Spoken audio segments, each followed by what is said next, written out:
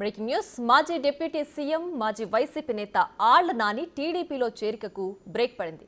Cabinet meeting తర్వాత చంద్రబాబు సమక్షంలో చేరతారని తొలుత ప్రచారం జరిగింది.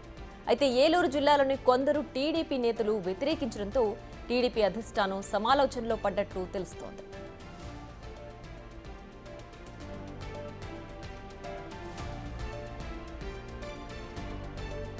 కూటమికి వైసీపీ మాజీ ఎమ్మెల్యే అవసరం ఏముందని కొందరు తెలుగు తమ్ముళ్లు అభ్యంతరం తెలుపుతున్నారు. దీంతో అందరికీ నచ్చచెప్పి త్వరలో టీడీపీ అధిష్టానం ముహూర్తం ఖరారు చేయనున్నట్లు తెలుస్తోంది. ఇదే అంశంపై ఏలూరు జిల్లా టీడీపీ నేతలకు జిల్లా పార్టీ అధ్యక్షుడు గన్ని వీరాంజనేయులకు మధ్య చర్చలు జరుగుతున్నాయి.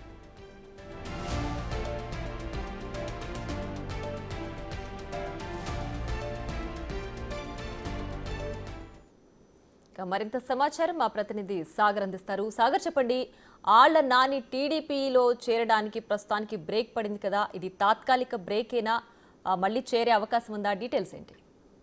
మాజీ ఉప ముఖ్యమంత్రి వైసీపీ నేత ఆళ్ల నాని టీడీపీలో చేరిక ఖాయం అనుకుంటున్న సందర్భంలో తాత్కాలికంగా బ్రేక్ పడిందని ఆయన అంచనాలు చెప్తున్నారు. ఏలూరు నియోజకవర్గ టీడీపీ నేతలు వైసీపీ నుండి ఆళ్ల నాని టీడీపీలో చేరడాన్ని పూర్తిగా వ్యతిరేకిస్తున్నారు. అయితే రాజకీయాలకు దూరంగా ఉంటానని ప్రకటిస్తున్న ఆళ్ల నాని మరలా టీడీపీలోకి రావాల్సిన అవసరం ఏమొచ్చిందంటూ కూడా ప్రశ్నిస్తున్నారు.